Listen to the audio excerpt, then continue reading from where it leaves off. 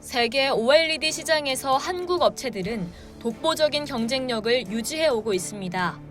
삼성 디스플레이는 중소형 OLED 패널 시장 점유율이 90%에 육박하고 또 LG 디스플레이는 세계에서 유일한 TV용 대형 OLED 패널을 생산하는 업체입니다.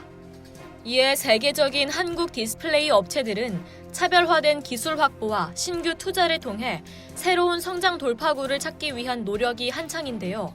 이 분야가 바로 차량용 디스플레이 시장입니다. 시장 조사업체 IHS에 따르면 차량용 OLED 출하 예상치는 올해 2만 8천 대 수준에서 2020년 24만 대, 2025년 437만 4천 대로 급성장할 것으로 전망됩니다. 아직 태동 단계이기는 하지만 국내 디스플레이 업계가 선점한 상태입니다. 그런데 한국이 선점한 차량용 OLED 시장에 일본 디스플레이 업계가 도전장을 내밀었습니다. 일본 업체가 차량용 OLED 제품을 선보인 것은 이번이 처음인데요. 일본 업체는 자국 완성차 브랜드부터 우선 공급할 전망입니다.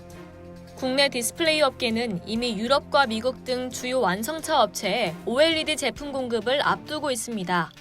이런 가운데 일본은 이제 시제품을 선보인 만큼 차량용 OLED 시장 특성상 한국을 추월하기는 사실상 불가능할 것으로 보입니다. 6일 관련 업계에 따르면 j-OLED는 이달 초 덴소와 공동 개발한 플렉시블 OLED 계기판 시제품을 공개하고 도요타 전기차인 LQ에 탑재하기로 확정했습니다. j-OLED는 JDI의 자회사로 소니와 파나소닉이 OLED 사업을 제휴하며 탄생한 기업입니다.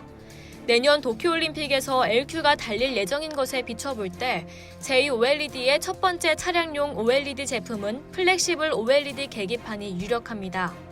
이 제품은 일본 이시카와현 노미시에 있는 노미 사업소에서 생산되는데요. 이 공장은 당초 2020년 상반기 가동 예정이었으나 도쿄올림픽에 맞춰 차량용 OLED 제품 생산만 앞당겼습니다. 일본 디스플레이 업계는 최초의 차량용 OLED 제품 공개에 다소 들뜬 분위기입니다. 도요타를 시작으로 또 다른 글로벌 완성차 업체에 공급할 것으로 내심 기대하는 눈치인데요. 일본의 이런 바람과 달리 차량용 디스플레이 1위 업체인 LG 디스플레이는 다음 달 메르세데스 벤츠의 OLED 계기판을 납품하는 것으로 전해졌습니다. 미국에서는 GM에도 차량용 OLED 납품을 앞두고 있습니다. LG 디스플레이는 2017년 1조 원이었던 차량용 디스플레이 매출을 2021년까지 2조 원으로 높인다는 구상입니다.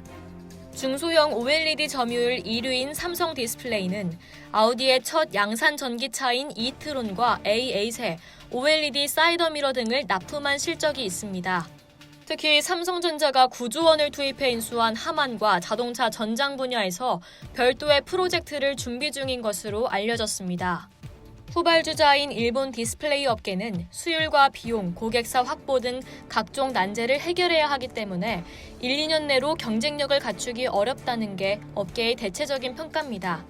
특히 차량용 OLED는 신뢰성 확보가 가장 중요한 만큼 개발 초기 단계부터 고객사와 공동 R&D 등 오랜 시간이 걸립니다.